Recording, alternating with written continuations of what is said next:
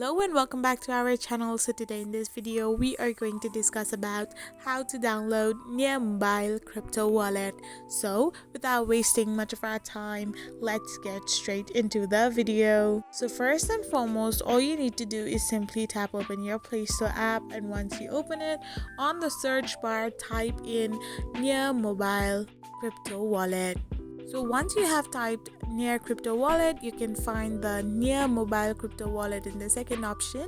Simply tap on the install button and in matter of seconds, it will start to get downloaded in your device. So once the Near Mobile Crypto Wallet has been completely downloaded, the installation process will take place.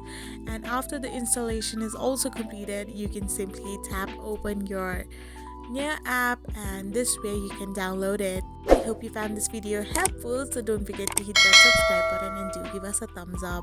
We will be back again with these informative videos.